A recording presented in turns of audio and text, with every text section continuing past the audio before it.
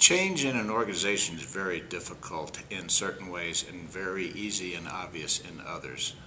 We are an organization that's 130 years old, and yet we are in an age where we need to change the way that we communicate. We communicate today, we have opportunities today that technology's brought that were never there before. We have a mission of education that is viewed differently. But I think in how you affect that change, as I look back, we work very hard on trying to create a vision and portray what that new, where we're going and how that can be achieved.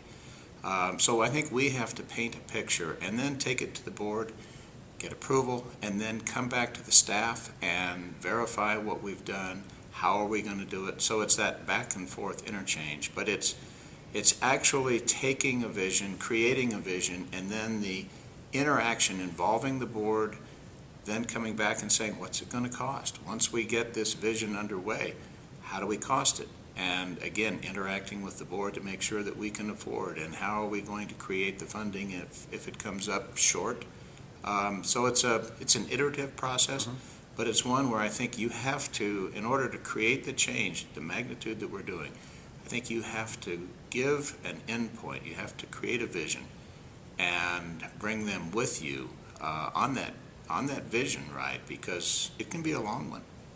Part of bringing the staff along is encouraging them and allowing them to participate, making sure that they understand that you value their inputs.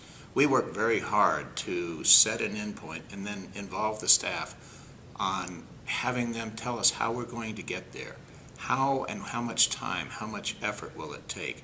What's the reward from their perspective? How can they better serve the organization, and what skills do they have to allow it to happen? So involving them in this process, we couldn't do it if we just said, this is where we're going, get ready and go.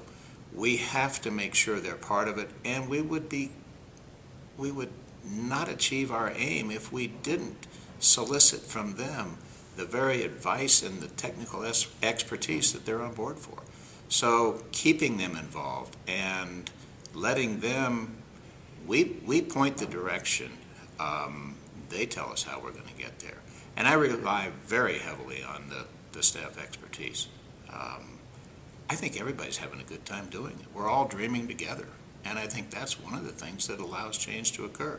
If we demand it, I'm not sure where that's going to take us, but it wouldn't be the fun ride that we're having right now.